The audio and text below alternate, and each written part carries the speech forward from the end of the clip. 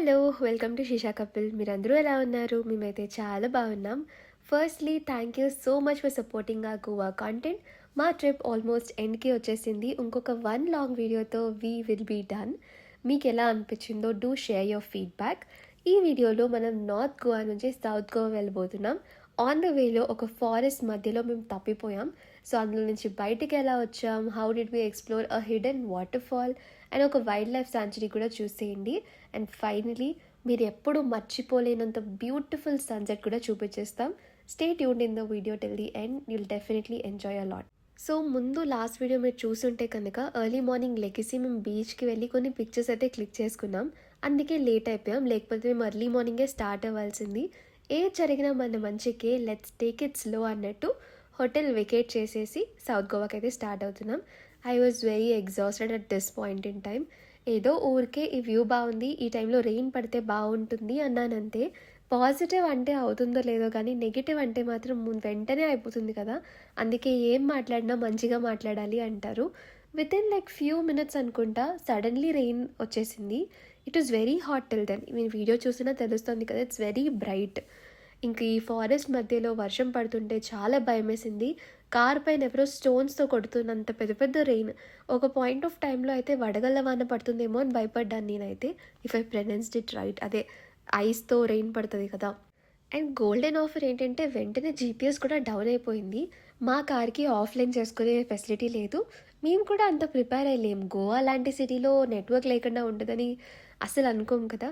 So మొబైల్స్లో మొత్తం charging down, GPS లేదు, అసలు బయటకు ఎలా వస్తామో తెలీదు. చాలా వై జంక్షన్స్ వచ్చాయి where we were like only gut follow అయిపోయి వెళ్ళిపోయామంతే. అండ్ ఈ బ్యూటిఫుల్ లొకేషన్ కనిపించగానే ఆగి కొంతసేపు పిక్చర్స్ తీసుకోవాలనుకున్నాం. ఏది ఎలా పోయినా మన పిక్చర్స్ మాత్రం చాలా ఇంపార్టెంట్ కాబట్టి. But this is actually so cool కదా. నేనైతే కొన్ని పిక్చర్స్ తీసుకున్నాను for my Instagram and reels. And అందరం కలిసి ఒక వీడియో అనుకున్నాం, లైక్ కెమెరా పెట్టి పరిగెడదామని.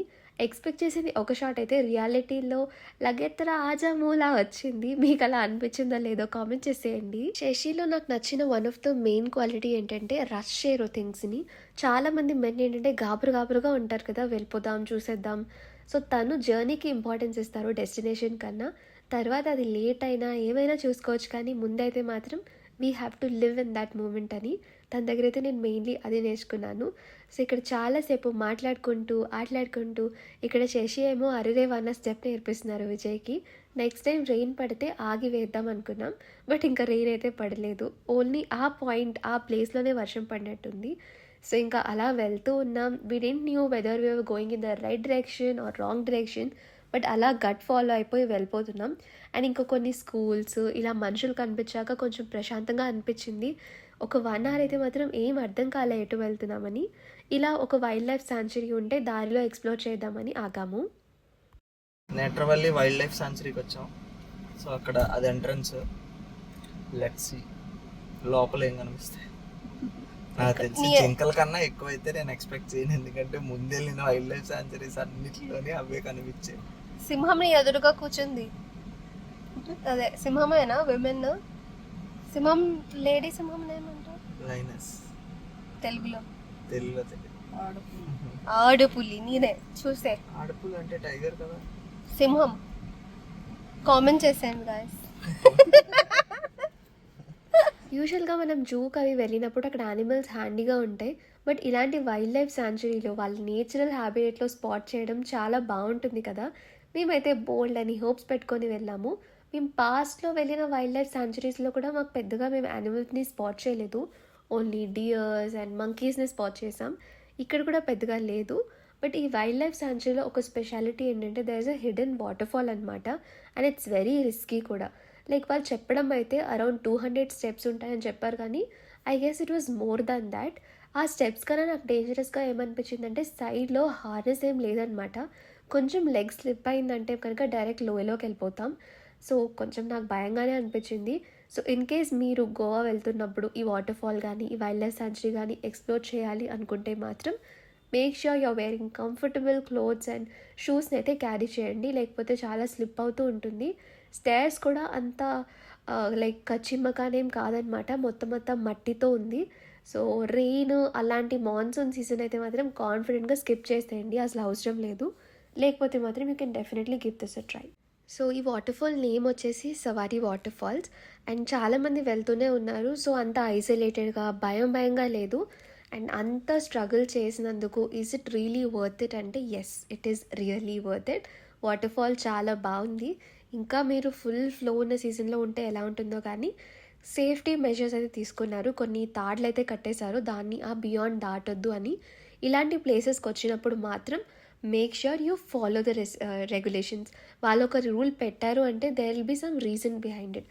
సో లైఫ్ని రిస్క్ చేసేసి థ్రెటన్ చేసేసి రిస్క్ ఉంటేనే రస్క్ అలాంటి కొటేషన్స్ లేకుండా సేఫ్గా ఉంటేనే ఎంజాయ్ చేస్తాం. అన్నోన్ వాటర్ బాడీస్లో మాత్రం లోకల్స్ నాలెడ్జ్ లేకుండా do not jump into it. Shashi initially కొంచెం ఎగ్జైట్ అయ్యారు వెళ్దాము అంటే, వాటర్ చాలా కూలింగ్గా ఉందన్నమాట. మనం మొత్తం స్టేర్స్ దిగినప్పటికీ ఫుల్ స్వెట్ పట్టేసి చిరాగ్గా ఉంటుంది కదా, వాటర్లో ఒక్కసారి లెగ్ పెట్టగానే ఒక కైండ్ ఆఫ్ రిలీఫ్ వచ్చింది.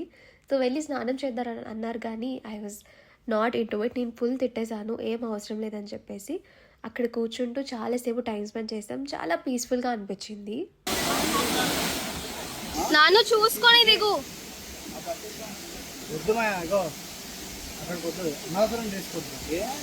నేను ఫోటో తీస్తాను. ట్రావెల్ కోసం మనం కొటేషన్స్ చదువుతూ ఉంటాం కదా, ట్రావెల్ చేస్తేనే మనకు తెలుస్తోంది, we will learn about nature, will learn about our self అని. But this trip was self rejuvenating. Specially ఈ వాటర్ ఫాల్ దగ్గర అయితే మాత్రం ఒక డిస్కవరీలా అనిపించింది. ఐ ఫెల్ట్ లైక్ అసలు పర్పస్ ఆఫ్ లైఫ్ ఏంటి, వాట్ ఆర్ వీ డూయింగ్ అని. At the same time, my battery was recharged for another 1 year of working hard, saving money and going on another trip. So yeah, E waterfall, one of the best waterfalls we ever visited in Goa and also in my life. Chala baa anpichindi. We got to click some beautiful pictures, meet different people and get some food massage for free anamata. So అలా మంచిగా enjoy చేసేసాం. ఇక్కడ నుంచి మేము next డెస్టినేషన్కి అయితే start అయిపోవాలి. Also దిగుతున్నప్పుడు ఎంత హ్యాపీగా అనిపించిందో, ఎక్కుతున్నప్పుడు అయితే మాత్రం ఆల్మోస్ట్ ఆ మీమ్ ఉంటుంది కదా హార్ట్ది, నువ్వు ఆగుతావా నన్ను ఆగిపోమంటావా అని, లిటరలీ అదే ఫీలింగ్ వచ్చింది. అంటే ఇంకా ఎంత ఫిట్ అవ్వాలి మనం అన్న ఫీలింగ్ కూడా అనిపించింది అనమాట. కొంచెం ఒక 10 to 15 స్టెప్స్ ఎక్కుతున్నప్పటికీ I was exhausted. So yeah, మరీ చాలా ఎక్కువ స్టెప్సే ఉన్నాయి. If you're going be prepared for everything.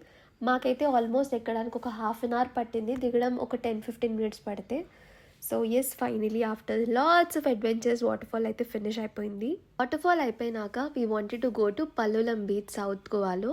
So south గోవాలో చాలానే బీచెస్ ఉన్నాయి, బట్ మాకు నియర్ బై వచ్చేసి పల్లోలం బీచ్, అదొక 25 kilometers ఉంది. So very confident sunset time కల్లా వెళ్ళిపోతామని, and we had to make it. ఎందుకంటే అదే మా లాస్ట్ డే ఇన్ గోవా కూడా. మేము గోకర్ణలో ఒక మంచి సన్సెట్ చూసాం కానీ గోవాలో we missed some beautiful sunsets. So ఈరోజు అవ్వకపోతే ఇంకా కుదరదు, ఎలా అయినా రీచ్ అవ్వాలి. సేమ్ టైం ఒక ఫారెస్ట్ రూట్ అనమాట.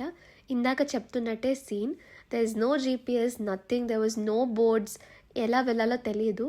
So simple gut feeling follow అయిపోతూ వెళ్ళిపోయాం. అండ్ ఇలా అయితే ఇక్కడ ఫారెస్ట్ గార్డ్స్కి అడిగితే స్ట్రైట్ వెళ్ళిపోవాలి మీరు ఇంకొక 10-15 kilometers వరకు అని చెప్పారు.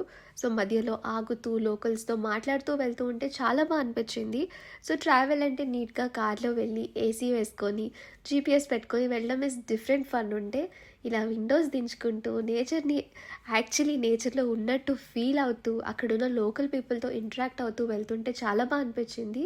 And you know the best part, వాళ్ళు మాట్లాడే లాంగ్వేజ్ కోంకణి, గోవాలో మాట్లాడేది. సో మాకు హిందీ వచ్చు కానీ వాళ్ళకి హిందీ రాదు. పల్లోలం బీచ్ ఎత్తన కిలోమీటర్? పల్లోలం బీచ్ 15 kilometers असणार. Okay, same route. Same okay, same మా లాంగ్వేజ్లో మాట్లాడుతుంటే వాళ్ళు అది అర్థం చేసుకొని రెస్ప్రికేట్ అవుతున్నారు, అండ్ వాళ్ళు మాట్లాడేది మాకు అర్థమవుతుంది. It was so beautiful. Like even though మన కల్చర్స్, స్టైల్స్ అన్నీ డిఫరెంట్ ఉన్నా సరే సింపుల్గా మన ఫీలింగ్స్ని అయితే మాత్రం ఒకరినొకరు కన్వే చేసుకోగలుగుతున్నాం. పెట్టిన టైం కన్నా ముందు రీచ్ అవుతామో లేదో అనుకున్నాం కానీ we were able to reach on time. So ఇంకా బీచ్లోకి వెళ్ళి we got to see some beautiful sunsets. Literally sunset అంటే ఏదో పెయింటింగ్ చేసినట్టు ఉంది. ఆ స్కై కలర్, ఆ గ్రేడియంట్ చూడండి ఎంత బాగుందో. కెమెరాలోనే ఇలా ఉంటే జస్ట్ ఇమాజిన్ మా నేకెడ్ ఐస్తో ఇంకెలా ఉంటుందని. So we click some group pictures, బీచ్లో చాలాసేపు ఆడుకున్నాం. అండ్ ఇలా బీచ్లో పడుకుంటున్నప్పుడు అయితే it was so peaceful. So ఎవరైతే కనుక who cannot afford therapy should go on a trip ఏమో. So it heal some things that it didn't broke అనమాట. నాకైతే చాలా బాగా అనిపించింది. And that's it for Goa, I guess. But ఇంకా we have few other shots wherein we clicked on our way return from Goa to Hyderabad. Usually మేము return content ఎప్పుడు post చేయము because we're always sad, we don't want leave that place లాంటి వైబ్లో ఉంటాం కాబట్టి. But this time we were full. So చాలా హ్యాపీగా అనిపిస్తూనే we shot the return parts of it కూడా. So stay tune in the video and we'll see you soon in the next video. Until then, bye bye and keep supporting.